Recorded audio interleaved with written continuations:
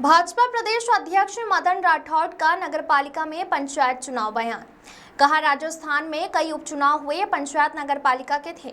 विशेष रूप से कांग्रेस के प्रदेश अध्यक्ष गोविंद सिंह डोटासरा को संदेश देना था, वो अपने प्रत्याशी को जिता नहीं पाए। कुल राजस्थान में 36 उपचुनाव हुए, इसमें 28 पर बीजेपी ने जीत हासिल की, 4 पर कांग्रेस ने, बाकी अन्य ने जीत हासिल की। सरकार के विकास कार्यों के कामों पर जनता ने मोहर लगाने का काम किया है। लोग हमारी पार्टी का विरोध करते हैं, जिनके घर खुद के संभलते नहीं, ये तोहफा कांग्रेस को हमने दिया है। 36 उपचुनाव हुए, जिनमें 12 नगरपालिकाओं के, 18 पंचायत समितियों के और 6 जिला परिषद के।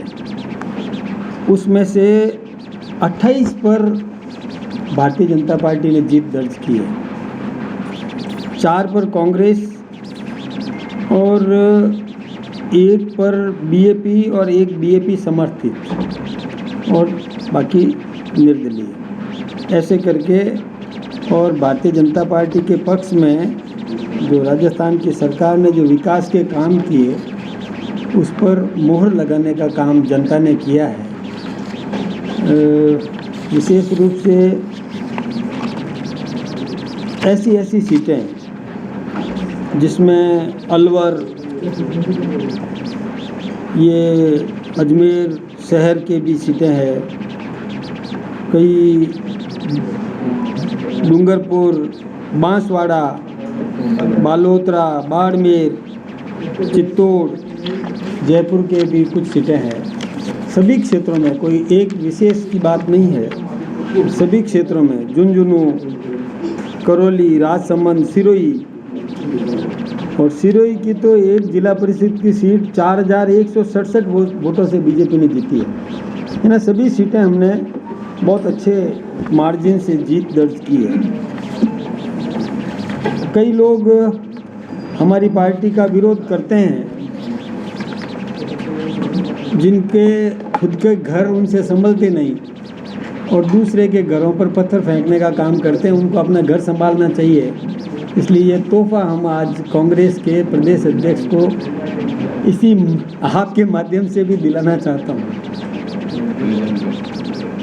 वास्तव में वो यदि अपना घर संभालती तो ज़्यादा ठीक होता। केवल दूसरों पर आक्षेप लगाना ठीक नहीं है। हमारी कानून व्यवस्था एकदम चाक चौबंद है। हमने विकास के काम किए, वो धरातल पर उतरने लगे हैं। जो विकास के काम किए, चाहे सड़कों का मामला हो, पेयजल की व्यवस्था सुधारने का हो, बिजली की व्यवस्था सुधारने का हो, हमने किसानों को सम्मान दिलाने के दृष्टि से सम्मान निधि देने का काम किया हो, एमएसपी बढ़ाने का काम किया हो। इसके साथ ही चाहे कई प्रकार के जनता की मांगों को हमने व्यवस्थित रूप से सुधारने का काम किया हो। उन्होंने कई षड्यंत्र भी किए थे। कल भी एक अव्यवस्था उत्पन्न करने का उन्होंने प्रयास किया था।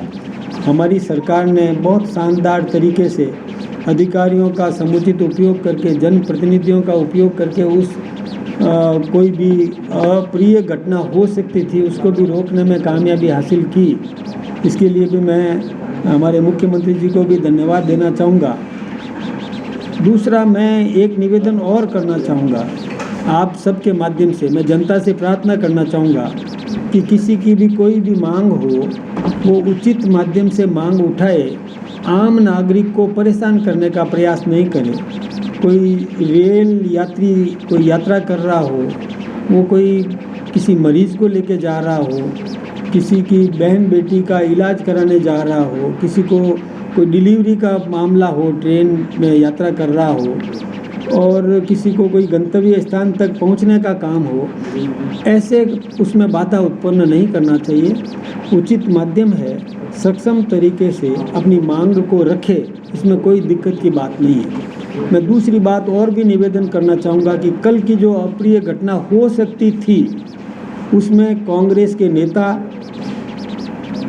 उनको भी अपने भाइयों से प्रार्थना करना चाहिए था।